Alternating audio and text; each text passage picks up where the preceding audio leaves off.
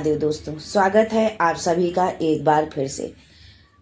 देवाधिदेव महादेव आप और आपके परिवार पर अपनी कृपा दृष्टि सदा सर्वदा बनाए रखें। दोस्तों, अगर आप अपने जीवन में सुख समृद्धि चाहते हैं, धन वैभव चाहते हैं, अपने व्यापार में तरक्की चाहते हैं, नौकरी में प्रमोशन चाहते हैं, अपने बच्चों का भविष्य उज्जवल बनाना चाहते हैं, तो आप बिल्कुल सही चैनल पर आए हैं। यदि आप पहली बार हमारे इस चैनल पर आए हैं तो चैनल को सब्सक्राइब करके बेल आइकन जरूर दबाइएगा। दोस्तों, आज के वीडियो के माध्यम से हम आपको शास्त्रों में बताई गई बेलपत्र से संबंधित कुछ खास बातें बताने वाले हैं। और इतना ही नहीं, शिवलिंग पर चढ़ा हुआ बेलपत्र खाने से क्या चमत्कार होगा, आज के वीडियो में ये भी जानिए। दोस्तों, बेलपत्र भगवान शिव को अति प्रिय है। इसके 3 पत्तों में सत, रज और तम तीनों गुणों का वास माना जाता है। वहीं ये भी कहा जाता है कि बेलपत्र के 3 पत्ते त्रिदेवों के साथ होने के प्रतीक है। दोस्तों, ये तो आप सभी जानते हैं कि भगवान शिव की पूजा में बेलपत्र का विशेष महत्व है। जिस घर में बेलपत्र का पौधा होता है वहां महादेव की कृपा हमेशा बनी रहती है। साथ ही ऐसे घर में माता लक्ष्मी का वास होता है। शिव पुराण में बताया गया है कि जिस स्थान पर बेलपत्र का पौधा लगा होता है वह स्थान तीर्थ के समान पवित्र और पूजनीय माना जाता है। दोस्तों, यदि आप सावन के महीने में शिवलिंग पर बेलपत्र अर्पित करते हैं तो आपको करोड़ों कन्यादान के बराबर फल मिलता है। बेलपत्र से जहां भगवान शिव प्रसन्न होते हैं वहीं हनुमान जी भी बेलपत्र चढ़ाने से अति प्रसन्न होते हैं। दोस्तों, शिवलिंग पर चढ़ा बेलपत्र खाने से कैसे फायदा होता है? अगर आप मुसीबतों से घिरे हुए हैं, आर्थिक तंगों से परेशान हैं, आप एक बेलपत्र से अपने जीवन की तमाम परेशानियों से कैसे छुटकारा पा सकते हैं, ये सब जानते हैं आज के वीडियो में। लेकिन आगे बढ़ने से पहले आपसे रिक्वेस्ट करती हूँ कि वीडियो को लाइक करिएगा, दोस्तों को शेयर कर दीजिएगा, और अगर आपने अभी तक चैनल को सब्सक्राइब नहीं किया है तो चैनल को सब्सक्राइब करके बेल आइकन जरूर दबाइएगा। दोस्तों, बेलपत्र कोई साधारण पत्ता नहीं है, ये सभी पत्तों में सबसे श्रेष्ठ है। और जब ये भगवान शिवलिंग पर चढ़ जाए तो ये कोई साधारण बेलपत्र नहीं रह जाता है। दोस्तों, सावन का महीना चल रहा है और इस बार तो सावन महीने में भगवान भोलेनाथ की विशेष कृपा है अपने भक्तों पर। तो अपने फायदे के लिए ये वीडियो अंत तक जरूर देखिएगा।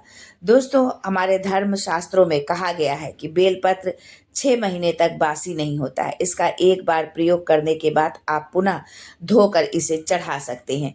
कई स्थानों पर बेलपत्र नहीं मिलता है, वहां बेलपत्र का चूर्ण भगवान शंकर को चढ़ाया जाता है, उनको अर्पित किया जाता है भगवान भोलेनाथ को बेलपत्र का चूर्ण। दोस्तों, जब भगवान शिव की सबसे प्रिय चीजों की बात आती है तो उसमें सबसे पहले बेलपत्र का नाम आता है। ये तो आप सब भी जानते होंगे कि बेलपत्र भगवान शिव को अति प्रिय है और शिवलिंग पर बेलपत्र चढ़ाए बिना पूजा को पूर्ण नहीं माना जाता है। ऐसी मान्यता है कि शिवलिंग पर बेलपत्र अर्पित करने से महादेव अतिशीघ्र प्रसन्न होते हैं और अपने भक्तों को मनोवांछित फल देते हैं। बेलपत्र में 3 पत्तियां एक साथ जुड़ी होती हैं, जिसको लेकर कई तरह की मान्यताएं प्रचलित है। 3 पत्तों को कहीं त्रिदेव अर्थात सृजन, पालन और विनाश के देव ब्रह्मा, विष्णु और शिव माना जाता है, तो कहीं 3 गुणों सत, रज और तम, तो कहीं 3 जो है आदि ध्वनियों जिनकी सम्मिलित गुण से ओम बनता है का प्रतीक माना जाता है। बेलपत्र की इन 3 पत्तियों को महादेव की 3 आंखें और शस्त्र त्रिशूल का भी प्रतीक माना जाता है। शिवलिंग पर बेलपत्र चढ़ाने से जुड़ी पौराणिक कथा के अनुसार श्रावण मास में जब समुद्र मंथन हुआ तो उससे अनेकों चीजें निकली, जिसमें से कि एक विष भी था।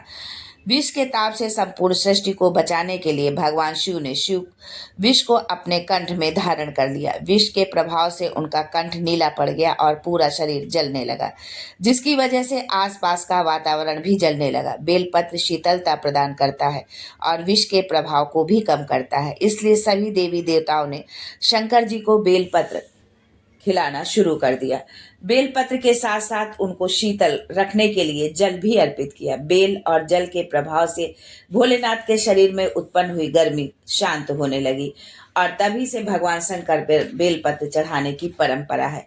बेलपत्र चढ़ाने के बाद जल जरूर अर्पित करना चाहिए। ऐसा करने से भगवान शिव को शीतलता मिलती है और उनका आशीर्वाद प्राप्त होता है।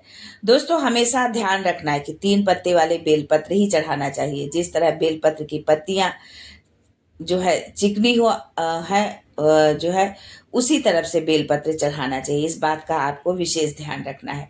और कटे फटे बेलपत्र को भगवान शंकर पर नहीं चढ़ाना चाहिए। शिवलिंग पर बेलपत्र चढ़ाने के लिए अनामिका, मध्यमा और अंगूठे का प्रयोग करना चाहिए।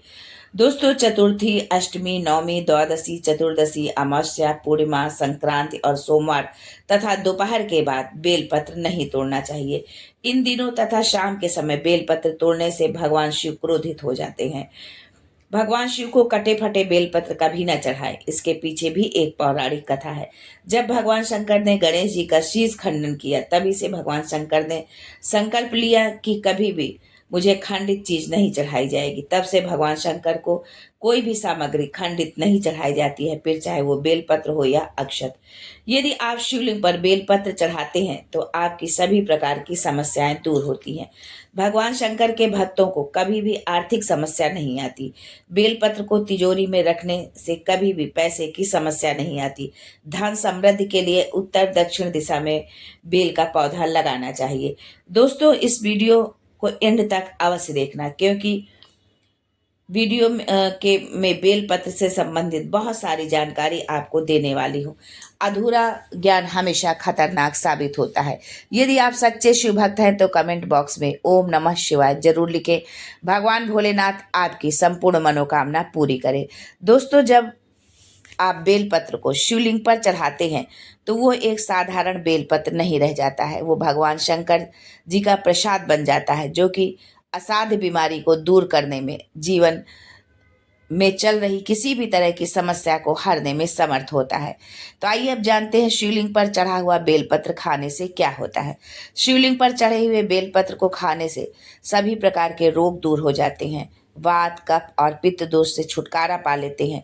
ये दोष ही सभी रोगों का कारण होते हैं। यदि आप शिवलिंग पर चढ़े हुए बेलपत्र की एक एक पत्ती सुबह शाम खा लेते हैं तो आप बीमारियों से छुटकारा पा जाते हैं। ये बेलपत्र आपके सभी पापों को नष्ट करने वाला है। गौ हत्या जैसी पाप से भी आपको छुटकारा मिलता है। यदि आपसे कोई अनजाने में भी पाप हो गया हो तो आप कम से कम 2 महीने तक बेलपत्र का सेवन करें। ऐसा करने से आपको पाप से छुटकारा मिल जाता है। बेलपत्र तामस प्रकृति को समाप्त करता है। बहुत से लोगों में तामस गुण आ जाते हैं। बहुत से लोग मांस मदिरा का सेवन करते हैं, जिसके कारण उनके अंदर तामस गुण आ जाते हैं। आपका तन मन दोनों अशुद्ध होता है। शुद्धता के लिए आप प्रतिदिन 5 पत्तियां बेलपत्र की खाएं, 3 सुबह और 2 पत्तियां शाम को। नित्य सेवन करने से तामसी गुणों का नाश हो जाता है। नकारात्मकता आपके जीवन से समाप्त हो जाती है। दोस्तों, इतना ही नहीं, बेलपत्र खाने से आपका भाग्य बलवान हो जाता है। वैसे भी दुर्भाग्य, कैसा भी दुर्भाग्य क्यों ना हो, वो सौभाग्य में बदल जाता है। जिस समय से आप बेलपत्र खाना प्रारंभ करते हैं तो आपका दुर्भाग्य सौभाग्य में बदलता है। और जब आप सावन के माह में शिवलिंग पर चढ़े हुए बेलपत्र को खाते हैं तो भोलेनाथ के साथ आपको माता पार्वती का भी आशीर्वाद मिलता है। आपका भाग्य आपके अनुरूप चलने लगता है। आप जो मांगते हैं, जो चाहते हैं, वो होने लगता है। आयुर्वेद में कहा जाता है कि बेलपत्र खाने से रक्त साफ होता है। शिव जी का प्रिय बेलपत्र गंभीर बीमारियों से भी आपको छुटकारा दिलाता है। अगर आप लंबे समय से किसी बीमारी से परेशान हो, हर इलाज नाकाम हो रहा है, तो आप सावन के महीने में बेलपत्र शिव जी को इस तरह से अर्पित करें। आप 108 बेलपत्र लीजिए और एक पात्र में चंदन का इत्र भी। अब एक एक बेलपत्र चंदन में डुबोते जाएं और शिवलिंग पर चढ़ाते जाएं। हर बेलपत्र के साथ ओम होम जूम सह का जाप करते रहे। मंत्र जाप के बाद भगवान शिव से शीघ्र स्वस्थ होने की प्रार्थना करें। इस उपाय को यदि स्वयं नहीं कर सकते तो आपके परिवार का कोई अन्य सदस्य भी कर सकता है। दोस्तों, बेलपत्र का केवल दैवीय प्रयोग नहीं है। इसके प्रयोग से सेहत से जुड़ी तमाम समस्याएं चुटकियों में समाप्त हो जाती हैं। बेलपत्र का रस आंख में डालने से आंखों की ज्योति बढ़ती है। बेलपत्र का काढ़ा शहद में मिलाकर पीने से खांसी से राहत मिलती है। सुबह 11 पत्तों का रस पीने से पुराना सिर दर्द ठीक हो जाता है। दोस्तों, यदि आप मुकदमे या किसी विवाद में फंसे हैं और आप बहुत प्रयास के बाद भी छुटकारा नहीं पा रहे तो ये उपाय एक बार जरूर करिएगा। रामचरितमानस के उत्तरकांड में राज्याभिषेक तक जाएं। राज्याभिषेक के समय शिव जी ने श्री राम जी की जो स्तुति की है उसका पाठ करें।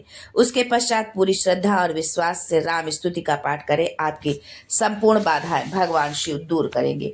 यदि संभव हो तो आप ये पाठ शिव मंदिर में करें तो अतिशीघ्र आपको इसका चमत्कारी लाभ मिलेगा। दोस्तों, ये थे बेलपत्र से जुड़े हुए कुछ उपाय, जिनको कि यदि आप करते हैं तो आपके जीवन से सारे दुख संकट समाप्त हो जाते हैं। यदि आप नवग्रह में से किसी भी ग्रह से पीड़ित है, शनि, राहु, केतु, तो जो है 21 दिन तक इन ग्रहों की पीड़ा से छुटकारा पाने के लिए शिवलिंग पर चढ़े हुए 5 बेलपत्र आपको खाना है। ज़्यादा दिन नहीं, बस 1 महीने तक खाना है। आप खा कर देखिए। आप जिस दिन से खाना शुरू करेंगे आपके नवग्रह की पीड़ा दूर होना शुरू हो जाएगी।